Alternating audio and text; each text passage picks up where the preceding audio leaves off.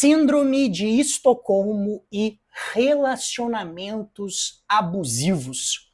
Esse é o tema do nosso vídeo de hoje. E já para começar a nossa conversa aqui, eu já quero de cara enfrentar, junto com você aí de casa, uma definição. Luiz, no que consiste a chamada Síndrome de Estocolmo? A Síndrome de Estocolmo consiste numa perturbação de ordem psicológica que acomete algumas vítimas de crimes graves, onde existiu uma pressão psicológica muito grande, um estresse crônico muito grande, com restrição à liberdade, com perigo de morte e, curiosamente, algumas vítimas submetidas a esse tipo de situação, elas passam a desenvolver um sentimento positivo em relação àquele seu algoz. É algo ilógico, aparentemente, mas tem uma explicação plausível, digamos assim. É como se o nosso cérebro, pessoal, ele, para contrabalancear uma situação de estresse crônico, de ameaça constante, ele, para diminuir, abaixar aquela pressão interna, ele passasse a enxergar nos mínimos gestos, naquelas migalhas de aparentemente afeto, de um sentimento positivo por parte do algoz, o cérebro passa a interpretar naquele mar de agressões psicológicas, mas aqueles mínimos pontos de respeito, de consideração, o cérebro passa a interpretar aqueles pequenos atos como atos de humanidade e de respeito e consideração pela vítima.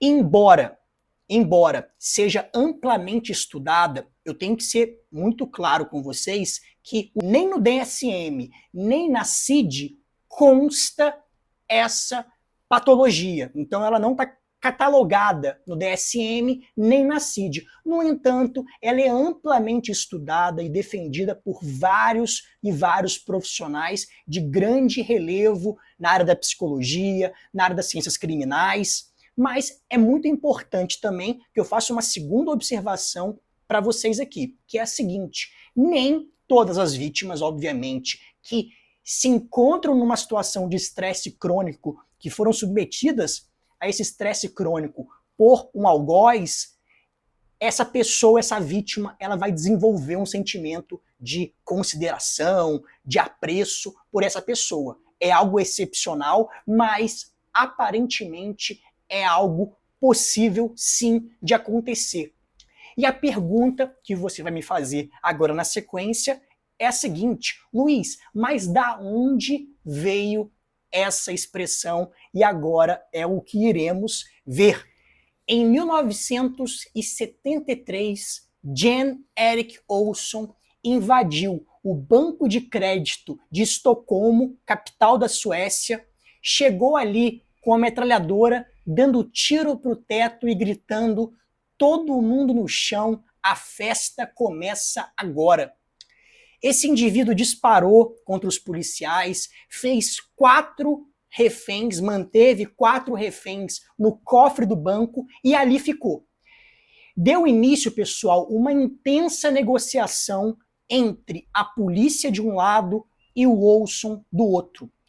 Durante essa negociação, o Olsson fez várias exigências, dentre elas uma bem inusitada, que foi mandar que a polícia levasse para aquele banco um bandido que estava preso na época, chamado Clark Olofsson. Vamos chamar só de Clark para não confundir com Olsson. Então o Olsson exigiu que a polícia soltasse o Clark e o levasse para o banco para integrar aquele assalto. A polícia atendeu a quase todos os pedidos feitos, inclusive esse ponto foi cumprido. O Olofsson, o Clark Olofsson, foi levado para o banco e ali o assalto ele continuou. Parênteses aqui bem rapidinho. Clark Olofsson, ele é considerado um dos maiores bandidos da história da Suécia. Ele, inclusive, tem uma série onde retrata a vida desse indivíduo, inclusive fala bastante na série sobre esse episódio em específico, voltando aqui para o nosso tema, o assalto, ele prosseguiu e durante aquelas negociações, aquela intensa negociação, polícia e bandidos, um ponto chamou muita atenção, porque os policiais notaram que nas conversas com os reféns, eles demonstravam muito respeito e admiração, uma empatia grande pelos bandidos. Inclusive, em um episódio em que a refém Kristin, ela ligou para o primeiro-ministro da Suécia, ela demonstrou mais apreço e respeito à vida deles, dos bandidos, do que à vida dela. Ela deixou claro que ela queria que eles fossem soltos e pudessem fugir numa boa. Enfim, pessoal, o assalto durou no total 6 dias, acabou que a polícia invadiu o cofre do banco com gás lacrimogênio, conseguiu render aqueles 2 indivíduos, e até então seria mais um assalto triste, um assalto pesado, né, que durou vários dias, mas mesmo depois do assalto, as vítimas continuaram demonstrando muito respeito e admiração pelos bandidos. Inclusive, algumas vítimas visitaram os criminosos na prisão. Uma delas continuou até amigo do Olofsson depois disso. E, diante desse cenário, um psiquiatra que ajudou nas negociações com os bandidos, ele criou a expressão Síndrome de Estocolmo para retratar esse comportamento contraditório que algumas vítimas podem desenvolver quando submetidas a um intenso estresse crônico com restrição de liberdade pelo seu algoz. Todo mundo conhece, né? Claro, a série A Casa de Papel retrata muito bem essa síndrome, inclusive a personagem muito famosa, a Estocolmo, ela bem demonstra, né, essa questão, mas saibam que existem casos reais, famosíssimos inclusive, em que essa síndrome ela aparece muito claramente para nós. Talvez o caso mais emblemático seja da americana Perry Hearst. Perry Hearst se trata de uma herdeira, uma grande herdeira de um império gigantesco da área de jornalismo, e com 20 anos um fato muito triste entrou para a vida dela, que foi um sequestro. Ela foi sequestrada com 20 anos por um grupo de extrema esquerda, foi levada para um cativeiro e ali ela ficou por algum tempo. Só que o que chamou a atenção, pessoal, é que durante esse tempo ela demonstrou e passou a deixar claro que ela agora integrava aquele grupo de guerrilha, inclusive cometeu crimes junto com os guerrilheiros, inclusive um assalto. Ela acabou ficando presa alguns anos, depois foi perdoada pelo presidente Bill Clinton, mas fato é que, como o caso Perry Hearst, existem outros casos e agora eu quero traçar, agora que entendemos essa dinâmica da Síndrome de Estocolmo, eu quero trabalhar com vocês o seguinte ponto. É possível traçar um paralelo da Síndrome de Estocolmo com alguns relacionamentos abusivos que vemos por aí? Será que é possível fazer esse paralelo? E sim, pessoal, eu acredito sinceramente que é possível usar o conceito da Síndrome de Estocolmo para entendermos alguns relacionamentos abusivos que vemos por aí. Nesse tempo em que eu trabalho na área criminal, principalmente olhando casos de violência doméstica, são quase 10 anos vendo crimes assim quase todo dia, eu percebi alguns padrões, alguns pontos que são, para mim, essenciais para que o dominador emocional ele consiga entrar na mente da vítima e fazer com que ela, mesmo num cenário de humilhação, de subjugação, ela consiga nutrir um sentimento positivo pelo agressor, por esse sanguessuga emocional. Então, como eu falei para vocês, para mim, Luiz, 3 pilares são essenciais. Vamos lá. Primeiro pilar, o mais óbvio, relação de poder. Assim como num assalto, assim como no caso que vimos do Olson e do Olofsson, cria-se num relacionamento abusivo uma relação de poder entre o indivíduo sanguessuga emocional e a vítima. Nessa relação, obviamente, desequilibrada, né, muito desequilibrada, o indivíduo sanguessuga emocional, ele busca deixar muito claro a sua superioridade, que ele é muito para a vítima, e nesse contexto vem menosprezo, humilhação, tortura psicológica e afins, o que gera, obviamente, um sentimento de medo na vítima em relação àquela pessoa. Mas é óbvio que, como são 3 pilares, só esse pilar não adianta.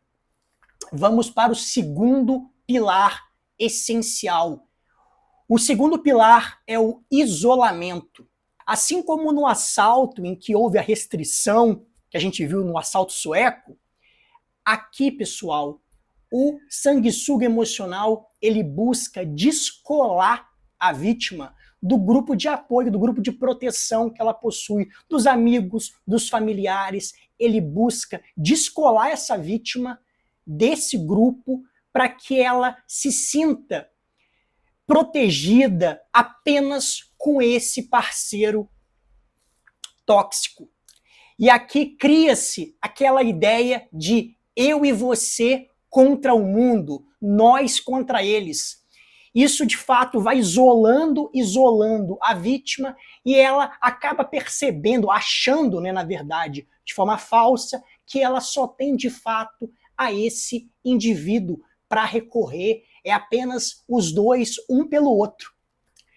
Esse é o segundo fator, e muito embora os 2 pilares que vimos agora há pouco sejam muito potentes, mas sozinhos eles não causam esse rapto emocional pelo agressor, pelo indivíduo tóxico no relacionamento. É essencial um terceiro pilar para concretizar esse rapto emocional. E esse terceiro pilar eu vou chamar aqui de roleta russa comportamental. E Luiz, o que seria isso? Assim como no assalto sueco que vimos, o assalto no Banco de Crédito de Estocolmo, os bandidos eles tinham alguns atos de bondade em relação aos reféns, num mar de atos de humilhação, desprezo e ameaça constante. E pensa comigo o seguinte, nesses relacionamentos abusivos que vemos, em alguns pelo menos, esse indivíduo tóxico, esse sanguessuga emocional, ele alterna atos de agressão, humilhação e desprezo com pequenos gestos ou alguns gestos de amor, de consideração, mas é que eu te amo muito, mas é que você é tudo para mim. E a vítima, algumas vítimas, diante dessa dicotomia, dessa bagunça gerada, atos agressivos, alguns atos de amor, essa confusão mental pode gerar nas vítimas, em algumas vítimas pelo menos, um sentimento de apreço. Então, esses 3 pilares, é possível para mim que algumas vítimas possam passar a enxergar naquele indivíduo uma pessoa mais humana, ver, não, mas é porque o pai dele era agressivo, mas é que homem é tudo igual, mas eu também não ajudo. Então, a vítima, com esses 3 pilares fincados, isso pode gerar, obviamente, não em todas as vítimas, é claro, né? A gente não nega que tem várias mulheres, né, várias relações em que a pessoa ela despreza aquele indivíduo e, às vezes, um fator social, financeiro, faz com que filhos, faz com que ela continue naquela relação, pelo menos por algum tempo. Mas você deve conhecer relacionamentos em que a mulher, naquele tipo de relação, ela não tem nada que a segure, mas mesmo assim ela insiste naquele relacionamento tóxico e destrutivo. E aqui, nesses casos em que não há nada que prenda a vítima, aquela pessoa claramente tóxica, podemos usar o conceito da síndrome de Estocolmo para tentar entender a mente dessa pessoa, dessa vítima. E esse é o vídeo de hoje, esse é o tema que eu quis trazer aqui para vocês no dia de hoje. Se você gostou desse vídeo, por favor, eu peço um singelo gesto que é muito importante para o trabalho, para o desenvolvimento desse trabalho, que é deixar seu like, deixar sua curtida, compartilhar com os amigos esse vídeo. Deixa aqui nos comentários o que você acha, se é possível ou não fazer esse paralelo da síndrome de Estocolmo com alguns relacionamentos abusivos que vemos por aí. Se você já é inscrito no canal, eu peço para você clicar no sininho que aparece aqui na tela, porque não necessariamente você ser inscrito no canal quer dizer que o YouTube vai entregar para você o vídeo. Então, quando você clica no sininho, você garante que todo o conteúdo, todo o vídeo que subir aqui do canal, ele vai chegar para você. E fica despreocupado que eu sou muito exigente em relação aos vídeos, então para subir um vídeo aqui é porque eu acho que ele é relevante, ele é importante e ele é capaz de mudar a vida, pelo menos de uma pessoa do lado de trás, do outro lado dessa câmera. Então é isso, até uma próxima, até um próximo conteúdo e eu te vejo.